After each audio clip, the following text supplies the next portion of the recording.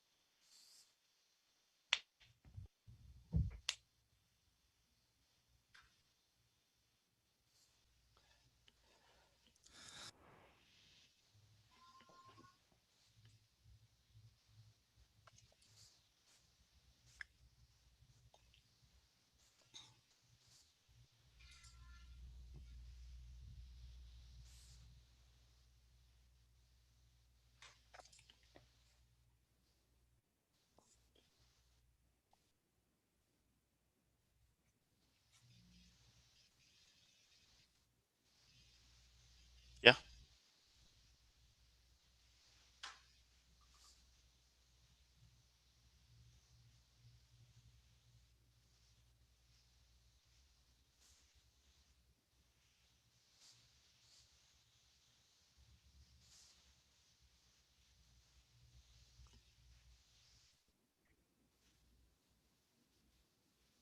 Yeah, looks good.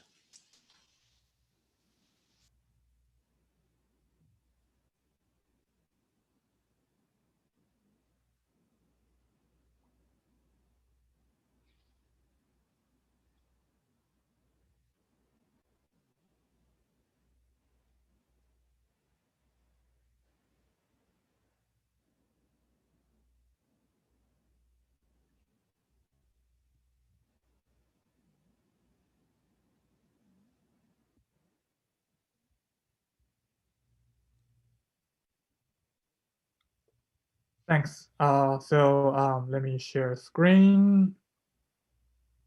Can everybody hear me and see the screen? Okay. So okay, great. Hello everyone. I'm Wengong, and today I'll be talking about my work on using graph neural networks for drug discovery. This is joint work with my advisor Regina and Tommy, as well as my collaborators at bioengineering departments like Professor Collins, John, and other students. So drug discovery is a very challenging problem. The goal is to find molecules that satisfies all the constraints of the properties. For example, if you want to find a cure for COVID-19, then you want a molecule that is antiviral and also to be safe and can be digested by the human body. There are a lot of constraints. And so you can think of it from a computational perspective as a search process. So you have a universe of molecules like up to the 10 to the 30th and more. We don't know what's the accurate estimate of it, but it is really large.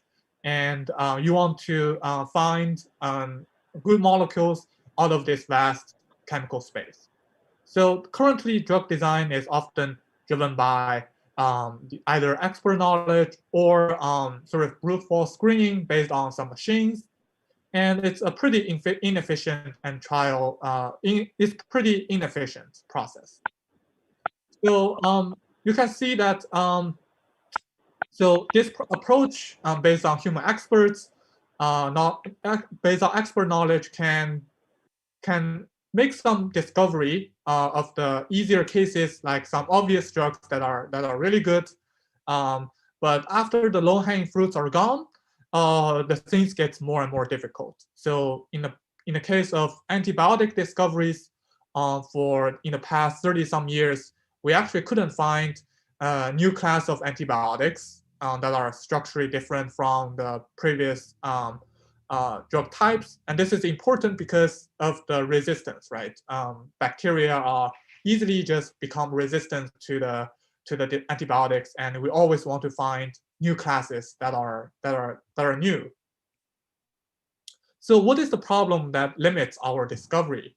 So so the current paradigm for drug discovery, as I said, is sort of this brute force screening, which they call high throughput screening. So you have this a machine that's a mechanical device that will you put all the molecules in your library, and they will just test whether it is good or not. And then based on that, you will select some of the hits to further refine that to satisfy all the property constraints that you have. So now imagine that the entire chemical space, right? You can't really fit in everything there. In fact, you can at most select, say, 100K to up to 1 million compounds into this machine. This is just really a tiny fraction of the entire space. And quickly, you have tested everything in your library, and definitely you can't get anything new out of it unless you expand your search space to a wider set. So this, but again, the conventional mechanic-based screening cannot scale up to more than this 1 million level. So what we propose here is to accelerate antibiotic discovery using machine learning. So now suppose we have, and indeed in practice we have, molecules with their labeled antibacterial properties. So some of the molecules are good, that are antibacterial, some of them are not. Okay, so we can use this training set to train a model that can predict for the antibacterial property for any input compounds. Then we can use that to screen a much wider chemical space, because this neural network is much faster than this these machines in the lab. So of course, the model needs to be accurate, and otherwise you will just propose a bunch of false positives, which only wastes experts' time and money. So this brings us to the first part of the talk, is how do we learn a good property prediction model for molecules to predict these properties, right? So just to give you a little bit of background, molecules are richly annotated graphs. You can think of it as, so yeah, it's okay that you don't recognize what is, but you can think of it abstractly as the graph. So the node is the atoms, and the bounds are the edges, right? So of course there are some other informations. For example, motifs, like these rings are actually they do carry some functionality and some chemical meanings. And so together these components give rise to various chemical properties. And that is the input to our model, a graph with annotated information. So of course, this is not new. We have a lot of work has spurred from early in 2015, the so-called graph convolutional networks or message passing networks for predicting these chemical properties. So the input is this molecule, and then you want to predict different chemical properties given the training set. So I will just briefly describe what a graph convolution is. This is sort of just basic. So initially, the input is a molecule with atoms, these atom features, and bond as bond features, right? So atom feature could be what is this atom type, whether it is a nitrogen or carbon and so on. Then you can do this message passing step. So basically you propagate your feature into from this node to your neighbors. It's like belief propagation. I really like this analogy. So you have your messages and you have your potentials at each node, and then you can exchange messages between these different atoms. And what's the consequence? So if you do one-step message passing, then this new vector out of this abstract equation, you can parameterize this update function and aggregate function however you want. So you can, after you make one step of this update, you will have a vector representing its one-hop neighborhood subgraph.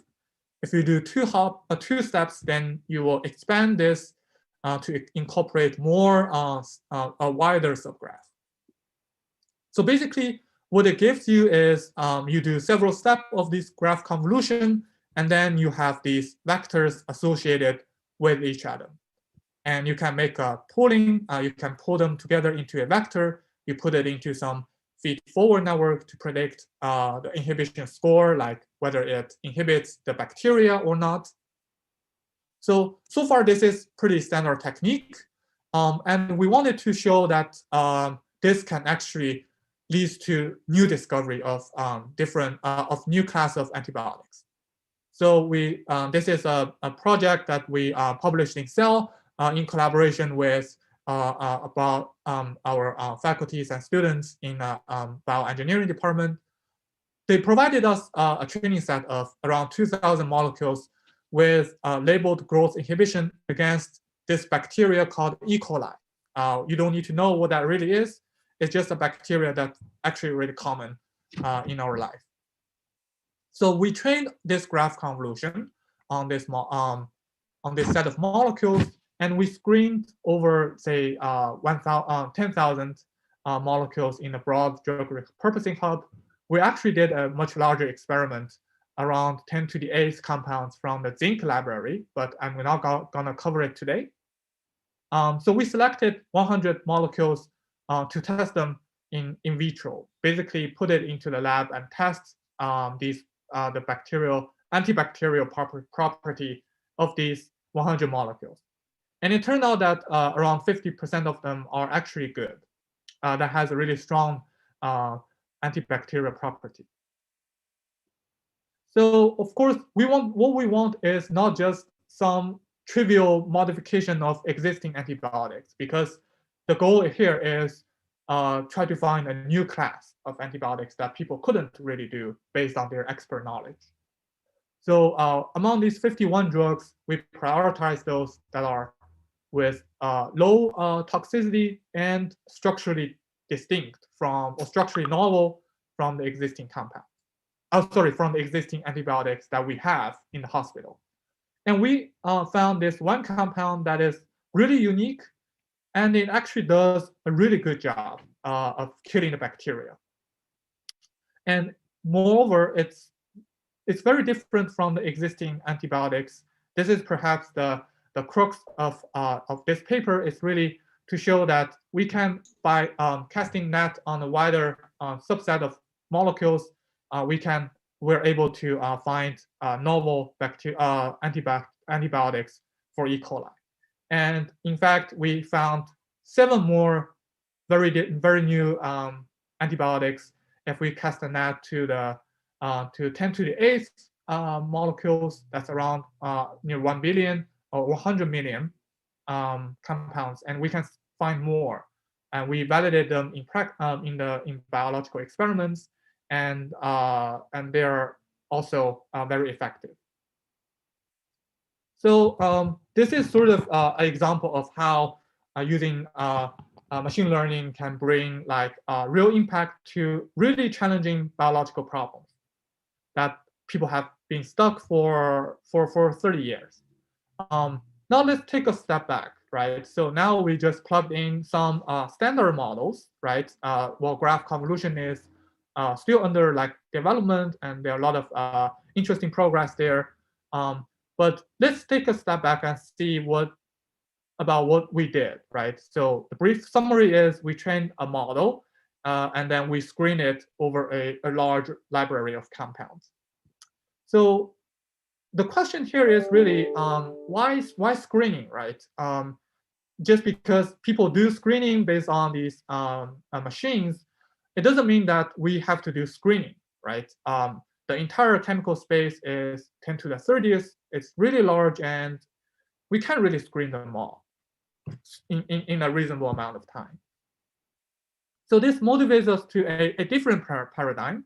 Perhaps we can just learn to navigate the chemical space efficiently through generated models, right? So we can learn a distribution over that 10 to the 30th molecules, and so we can learn we can try to highlight or focus on, focus the probability mass around those good molecules that are either antibacterial or antiviral, however you define it. So this allows you to avoid explicitly screening all the compounds in your library, which can be very large. And this is also a challenging problem, and there's so far no standard techniques that solves it. It's still a very active research area, and we made some initial progress on top. So this is basically an inverse problem of property prediction. So you have your criteria, you're generating based on some criteria of like potency, and then you want to generate some molecules. In fact, we can remove, if you just look at this problem from a computational point of view, you can, the core problem is how you generate these molecules, which are graph structure, right? So the problem here is how you generate graphs. So there are some previous methods for molecule generation, which simply generate these graphs node by node, right? So it is an autoregressive model. You start from scratch, basically nothing, and then you add one atom and then say, okay, we add one more atom and see whether this atom has an edge in between them. And we can do this iteratively, expand this one by one and then see if it works. So at the end of the process, you will have a generated graph. But this is a problem. Two problems. One is, first of all, not all sub-molecules are valid. So in order to generate a valid molecule, you will actually go through some intermediate subgraphs that are not chemically valid. And in fact, many of them are chemically invalid. So this means that you may end up, if the model decides to stop at the wrong time, then you will generate something that's really invalid, okay? And the other one is when you, so look at this VAE model based on atom by atom approach, it also doesn't scale well with respect to the molecule size. So again, so this is the reconstruction accuracy of your VAE with respect to the number of atoms. And you can see that when you have tiny molecules, they do well. But when you move to larger molecules, they actually does a really bad job. It drops pretty significantly. So of course, the main reason is because this atom by atom approach, it takes a long time to really finish generating the whole molecule. You will take, for example, for this molecule, you will take around like 70 atom predictions and 70 bound predictions. And this is a really long chain of decision process. And you get a lot, because this is a recurrent process, you will get a vanishing gradient problem, or if you make one tiny error during the decoding, you will basically ruin the whole thing. So based on these motivations, we wanted to propose a different approach to utilize these larger building blocks, which we call motifs, right? As I mentioned earlier, molecules are sort of defined not just at the atom level, but also like motifs are, for example, like large molecules such as polymers, they exhibit these kind of hierarchical structure. You can see here that you have this subgraph that appeared twice in the molecule. You have this ring that appeared 3 times in this molecule, right? So if we can, so we're basically, if you generate this atom by atom, you will do a lot of repetitive work. And the proposal here is to, instead, we leverage these explicit motifs to generate your molecule. So basically, in each step, you generate a motif rather than just a single atom. So in this case, you will just take 11 steps to generate this polymer structure. So just in case you don't really understand what that really means, let me make a simple analogy between molecule and NLP. So when you do text generation, you can also generate based on character or based on words, right? So atom by atom approach is analogous to this character-based generation, while motif by motif-based approach can be like word or even phrase-based generation. I hope this analogy clarifies or give you a little bit of flavor of what we're trying to do. So of course, this is not trivial because once you operate over motif, then the representation also needs to be adjusted accordingly. So we instead we propose to view our molecule in a hierarchical manner. So what we can do is we can represent it as a hierarchical graph. You have your molecule here, and you know what are the motifs, right? And then you can represent it in terms of how the motifs are connected or how the motifs are attached together. I will not go into too much detail of what these really, what the attachment layer means, but if you just look at the motif layer, this is basically a graph pooling, right? You pool your molecule into a more coarsened graph where each node represents a larger functional group. So what we can do is, instead of running message passing isolated in an isolated manner on each layer, we can actually do a hierarchical graph convolution. You run message passing network on your atom layer and then propagate all these node vectors into your upper layers, and you do graph convolution there too, and then and vice versa.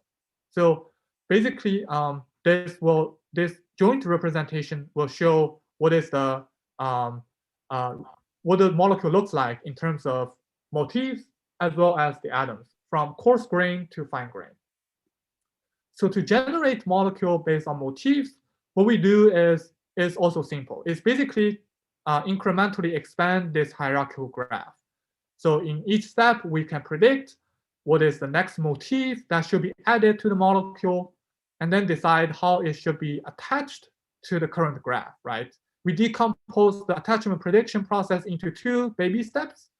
One is predict what's the attaching point on your new motif, and then decide how this new motif should be attached to the current graph.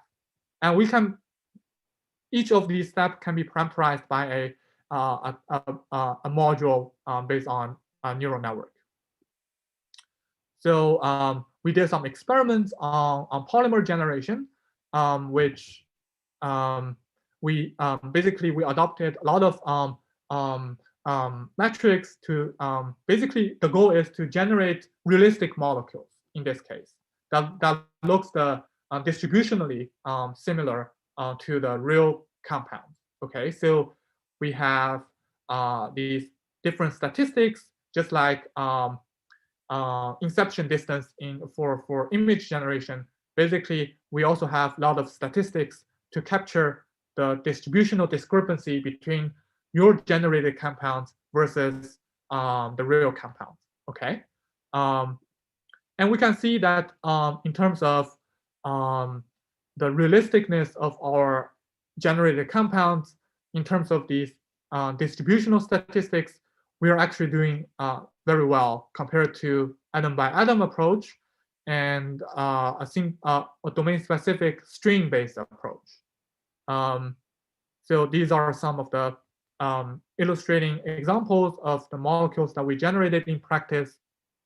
And I do believe there are a lot of interesting questions there. And we are also planning to apply this to antibiotic discovery. So basically, this is still ongoing project with our collaborators and trying to generate directly new novel antibiotics, and we want to synthesize them and test it in biological experiments.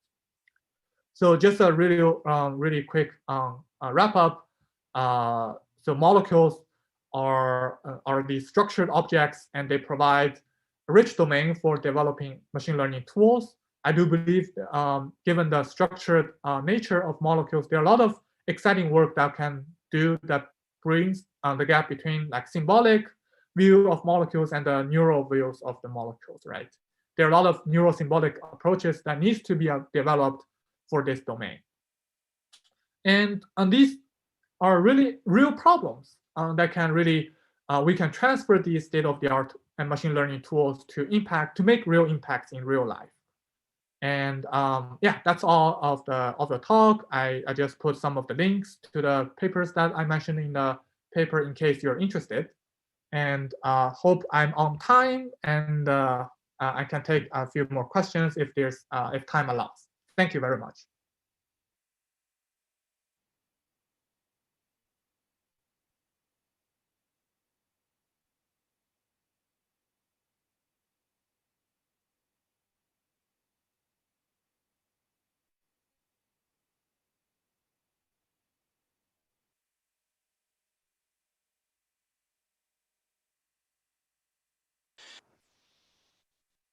So what are the forms of domain knowledge that you can imagine having in this sort of generative setting? Of course, there may be some prior knowledge about motifs, but is there anything else that's there? Right. So so I didn't I kind of didn't mention about how. So if you look at this from a graph theory point of view, right? So these molecules are, there are different types of graphs. They're if you look at social networks, they're like big and densely connected. But for molecules, you can see is they typically have a low tree width. So the first so because they have really low tree width, you can think, so there's another work that I did earlier, which is a simpler version of this hierarchical model, is we called junction tree VAE. So basically, we reduce this graph generation approach to a tree generation approach by doing tree decomposition over molecules. So this is sort of less based on the biological aspect, but more from a graph theory point of view. There are also like inductive biases that you can leverage. So is this knowledge about low tree width something that is universally accepted, or is this just your hypothesis about these molecules? Oh, these are, I think, widely recognized. Okay. It's just people are not bringing it very explicitly because, yeah, this is driven by the chemical nature. You can't just have all the molecules that are atoms that connected together. That it just doesn't allow it. Thank you. I have a quick question as well. This is Satish. This is very, very cool work, and I didn't know anything about this. I imagine you have talked to people in pharma industry, and I'm just curious what they think about the promise of this line of work, because I have friends in pharma who say, well, they have to spend billions of dollars just doing all this hit and trial molecule discovery and whatnot. So, I mean, in principle, this is just awesome, but what do they think? So yeah, there are a lot of challenges as well. So for example, well, for the graph convolutional model that we developed, we did make a real demonstration of how this can do real discovery projects. So I think within pharma industry, people are convinced that using these property prediction models can help you discover new molecules. For generated models, it is more tricky because generated model is only part of the process, because once you generate a new molecule, you also need to synthesize it and then validate it. So this synthesis also needs to be automated in some way. So there are a lot of groups that are trying to basically to make this closed loop, you need a good generating model plus a good synthesis model. And currently the closed loop is not done yet. I mean, this is a really ambitious moonshot, but there are a lot of people are trying to bring a closed loop system. And before that, I do believe we need to sort of do this manually by you tweak your generating model and then generate some compounds and then you select them to test them. And we're on that track, try to validate whether this can discover a new thing in antibiotics. But at this point, it is a research question. Thank you.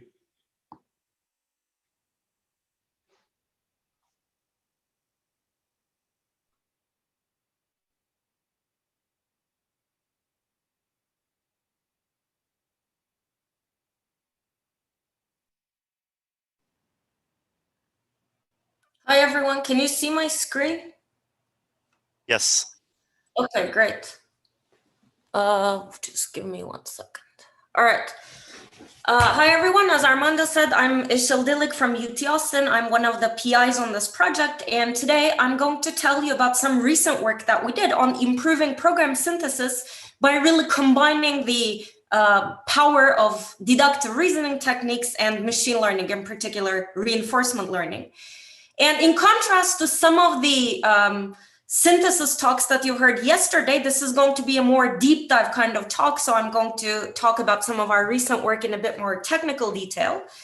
And this is joint work with Osbert Bastani, who's one of the PIs on this project, my former PhD student, Yu Fang, and our current PhD students, Yanju Chen and Chenlong Wang.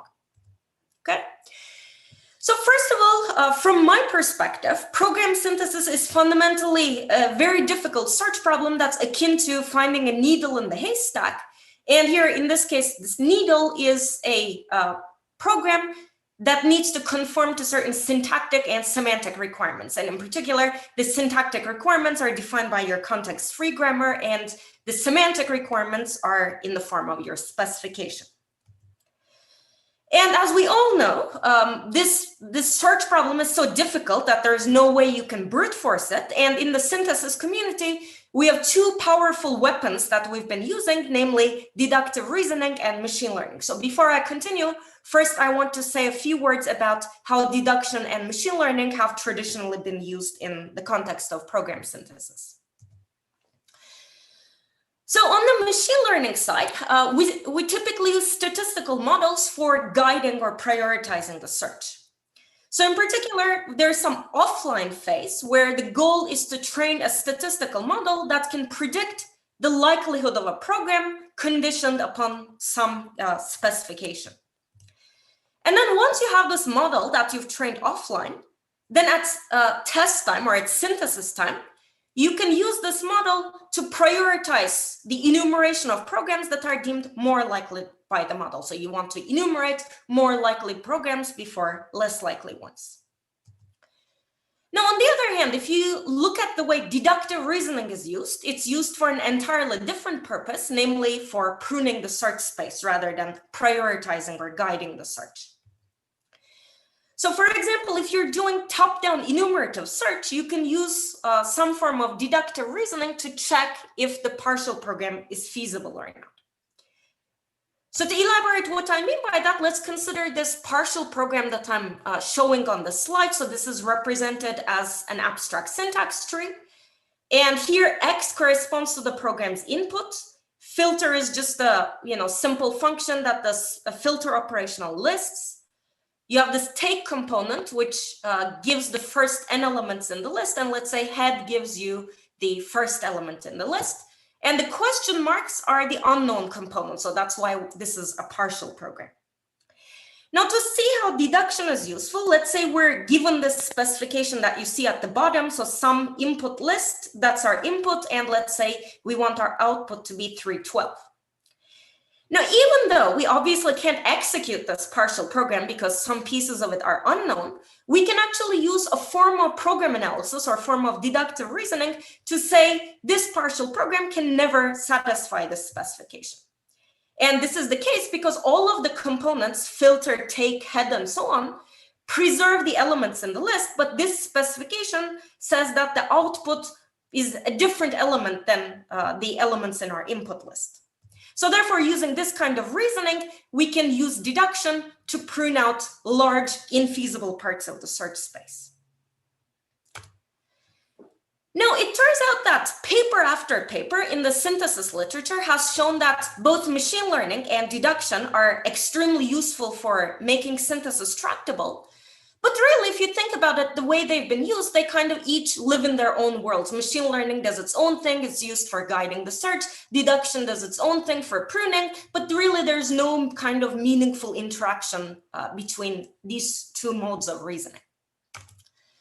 So this is where what we were trying to address with this work. So how do we obtain this tighter coupling between statistical and deductive reasoning?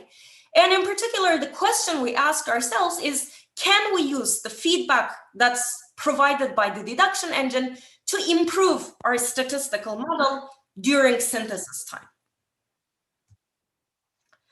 And as you can tell from the title of this talk, we do this using reinforcement learning. And in particular, our goal here is to train our agent, in this case, the synthesizer, so that it can learn from the consequences of its own actions as it explores the search space over programs. And in reinforcement learning, the agent receives some sort of feedback from the environment. And in our case, the role of the environment is played by our deductive reasoning engine. Okay, so now let me give a kind of an overview of how this approach is going to work. So first of all, similar to a lot of prior techniques on program synthesis, our framework is based on top-down enumerative search that's guided by a statistical model that has been trained offline. So in other words, in the rest of the talk, I'm going to assume we have this initial model that's been trained offline. And this model takes as input our specification and the current partial program, and it produces a probability distribution over grammar production. So in other words, it will tell us which grammar productions are useful for expanding the current partial program. So at every step in this process, we have our partial program, and we're going to consult our statistical model to figure out how to expand this partial program. So if you look at this partial program on the right-hand side, the initial model might say, well, you should probably, it looks like very promising to expand N2 with this component filter. Now, also similar to prior work, once we have a partial program, we're going to invoke some sort of deductive reasoning engine to check whether this partial program is feasible or not. And in this case, it is. So we go back to expanding. So let's say it tells us, let's expand N4 with X. And again, we invoke our deduction engine. But now at this point, if we're still dealing with the same specification I showed you earlier, now the deduction engine can prove this program is infeasible for the reason I explained earlier. Now, here is where the difference in our approach comes into play, because rather than just, ruling out this one partial program, what we're going to do is we're going to use the feedback that's provided by the deduction engine, and I'm going to elaborate on what kind of feedback it provides in more detail later. But we're going to update this feedback to update our statistical model so that the decision-making capabilities of the synthesizer improves over time. And the way we update the model is based on reinforcement learning. Now, as you all know, whenever you talk about reinforcement learning, it's useful to have some sort of Markov decision process formulation. So to explain how our approach is going to work, so first let's see how we can think of program synthesis in terms of a Markov decision process. So to remind everyone, an MDP is a state transition system where you have some states, you have actions, you have transitions. And importantly, you have the notion of a reward. So basically you get positive reward for doing something good or useful, and you get negative reward for doing something bad. So how does this relate to program synthesis? So in our context, we're going to think of actions as productions in our context-free grammar, and the states will be partial programs. So in other words, taking a transition means that expanding a partial program using one of the productions in your grammar. So that the transitions will take for this partial program, and this CFG production, you get this new expanded partial program. Now, when you talk about MDPs, we also have a notion of an initial state distribution and the notion of a terminal state. And in our case, this is very simple. The initial state will just be the start symbol of the grammar, and the terminal states will be points where the search reaches a dead end. So in other words, either successful synthesis attempts or points where you have a partial or complete program that the deduction engine can prove to be infeasible. Okay. And then in our context, you can define reward in more sophisticated ways, but let's say in this work, we're going to define reward very simply. So we're going to say you get positive reward +1 if you find a program that satisfies the specification. You're going to get negative reward if you have a partial program that's infeasible, and everywhere else you don't get any signal. So we're just going to say the reward is 0 everywhere else. Okay, so now once we have this MDP formulation of program synthesis, you can think of our statistical model that's used to guide search as a policy of this MDP. So in other words, the model or the policy is going to tell us for a given partial program, it's going to give us a probability distribution over grammar productions to use. And as standard and reinforcement learning, our goal here is to find a policy, pi, that's going to maximize the expected reward, j of pi. So in other words, we want to start with an initial policy, which is the policy that's trained offline, and then we want to gradually improve this model by updating our policy. So let's see how this works in more detail. So first of all, our technique builds on a standard reinforcement learning technique called policy gradients. So for those of you who may not be familiar, let me first just quickly give the key ideas behind policy gradients, then I'll explain how we're going to adapt it to our setting. So first of all, policy gradient, this technique assumes that your policy belongs to a differentiable parametric policy family, and the parameters here are denoted as theta. And in our case, we're going to be using deep reinforcement learning. So this policy family is going to be a neural network. And of course, our goal is to learn or improve the weights of the neural network in a way that will improve the expected long-term reward.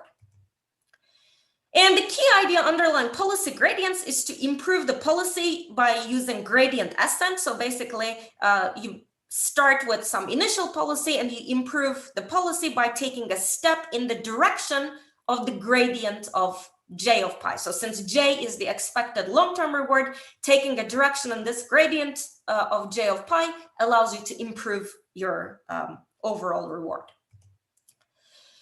Now, the key question that's addressed by the policy gradient theorem is how to compute the gradient. And basically, you do that by sampling rollouts from the policy.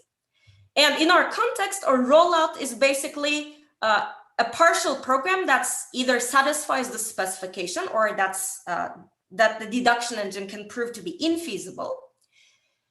And the idea here is basically to estimate the gradient in the following way. So don't get scared of by all the math. So basically all this is saying is to estimate the gradient, you sample a whole bunch of rollouts. Then for each rollout, and in our case, remember a rollout is a partial program. So for each rollout, you compute this L value, which essentially you can think of it as the sum of different directions in the parameter space weighted by their future reward. And then you can obtain an estimate of the gradient by taking an average of all these L values for the rollouts. Of course, the bigger your N value, the better of an estimate you have. Okay. So now one kind of wrinkle in our case is that the deduction engines used in modern synthesizers don't just tell you this partial program is feasible or it's infeasible, but they can also provide richer kinds of feedback that we would like to leverage. So in particular, if you have a partial program that's infeasible, many synthesizers can do some sort of root cause analysis, and they can tell you a whole bunch of other infeasible programs that are infeasible for the same reason as the partial program that we just explored. So for instance, we described an instantiation of this idea in our PLDI 18 paper, and there have been many other papers, both from my group and others, that can do this kind of reasoning and give you other kinds of infeasible programs when you have a problem. So before I continue, let me just quickly elaborate on what I mean by this. So again, let's go back to our running example where we have this partial program. Now, consider replacing this head component in our partial program with another component like max or min or last. Now, remember, we know that this partial program was infeasible because it preserves the elements in the input list. But we know that other functions like max, min, last, and so on also are element preserving. So therefore, if we replace this head component with either of these three, we can guarantee that the resulting partial program will still be infeasible. So similarly, with using the same kind of reasoning, if you take this take component and you replace it with something like reverse or sort, again, for the same reason, because these are all element preserving, you will still get something that is infeasible. So basically, long story short, as you can tell from this example, given an infeasible partial program, you can do some sort of root cause analysis, and you can infer many other infeasible programs. So for instance, in that PLDI 18 paper I was referring to, we do this by encoding the specification of the partial program as an SMT formula, and then we use ONSAT cores to find these components that you can replace components in the partial program with. Okay, so now that we know what kind of feedback deduction engines can provide, so clearly, you know, whatever the deduction engine gives us, we would like to use this kind of rich feedback when we update the policy. But here, one kind of issue is this standard policy gradient technique assumes that the rollouts that we sample are coming from the original policy. However, if we consider the partial programs that are returned by the deduction engine, these are not sampled by the current policy. These are coming from some reasoning that's done internally by the deduction engine. It has nothing to do with our current policy. So in order to make it possible to leverage this kind of rich feedback from the deduction engine, we use an off-policy variant of the policy gradients technique. And the way we do it is in the following way. So once we have a rollout, once we have an infeasible partial program, we use the deduction engine as before to obtain a bunch of infeasible programs. And then for each infeasible program, we're going to pretend that they're actually sampled using the current policy. But of course, they're not. And then to account for the fact that they're coming from a different distribution, we're going to use the standard importance sampling technique. So just to kind of refresh everyone's memory, importance sampling says that if you want to compute an expectation of some variable x that's sampled from a distribution G, you can compute it by sampling values from a different distribution F. But then to account for the fact that it's coming from a different distribution, you need to weigh the sampled values by G of X divided by F of X. So in other words, if you're a lot more likely to sample this value from distribution G as opposed to F, then that's going to get a big weight. But if you're a lot less likely to sample G compared to F, then you're going to get the small weight. Okay. So how does this work in more detail? So as I mentioned, we basically sample a rollout and then we invoke the deduction engine to compute all these infeasible programs, P1 through Pn, and typically the deduction engine will be able to give you a large number of these infeasible programs. Now, what we're going to do is we're going to use these infeasible programs to estimate the gradient. And basically here, this equation here is basically just a simple adaptation of the standard policy gradient theorem. So as before, it's telling you, you basically take the weight, you take the average of these L values for all of these partial programs for all of these rollouts, but then you account for the fact that these programs are returned by the deduction engine as opposed to the current policy by using this important sampling term. So for example, here, the numerator corresponds to the probability of sampling this partial program from the current distribution, and the denominator is the uniform distribution because we take all the programs that are returned by the deduction engine. Okay. So that's kind of the technical idea in a nutshell. Now let's talk about if this technique is actually useful in practice. So we implemented all these ideas in a synthesis tool called Concord, and we evaluated on 100 pretty challenging synthesis benchmarks used in prior work. And to give you a flavor, we looked at list manipulation benchmarks that are written in a functional DSL, and we took this DSL that's been used in prior papers, starting from DeepCoder.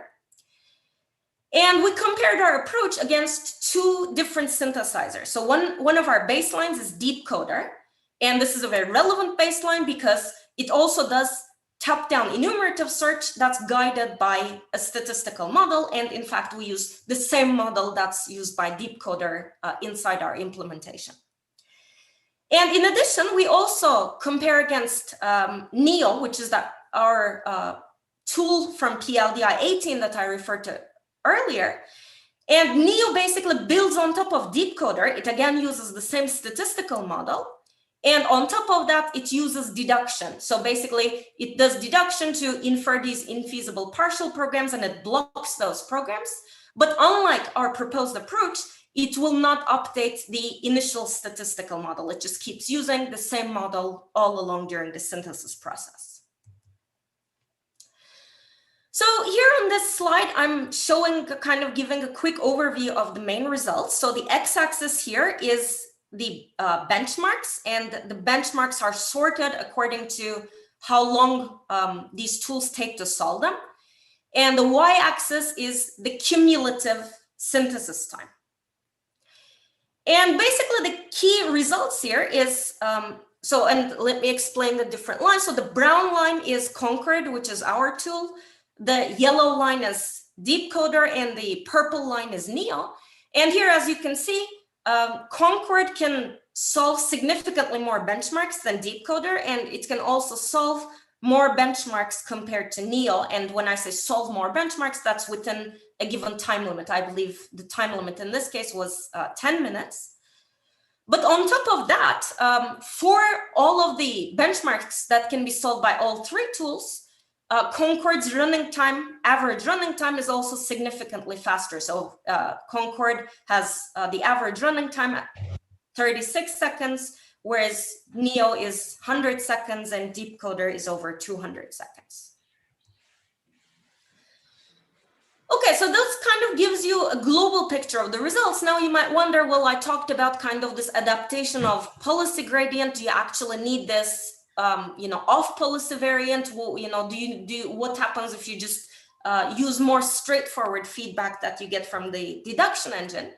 So to answer that question, we ablated our technique, and what we did is we basically just used the deduction engine to just get a feasible or infeasible signal so that we could just use standard policy gradient to solve our problem.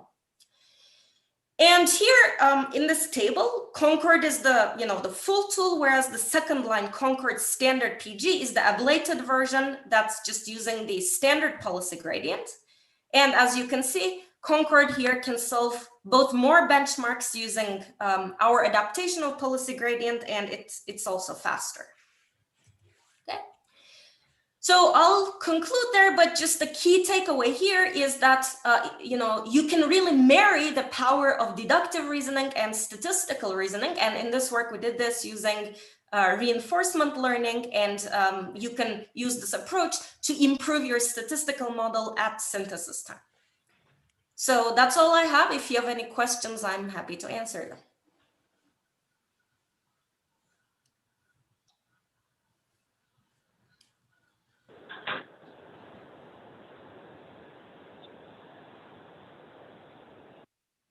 I've got a question. Ishil, so great talk.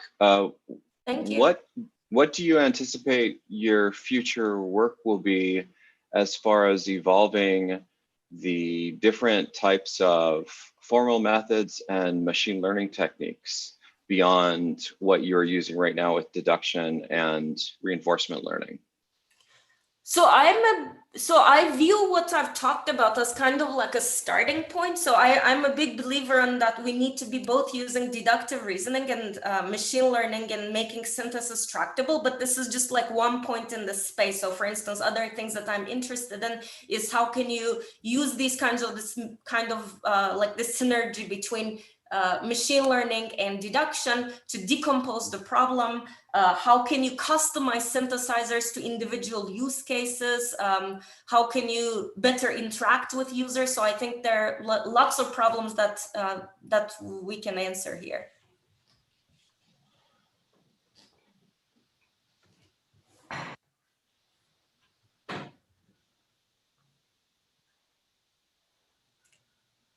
Thank you. I'll stop sharing that.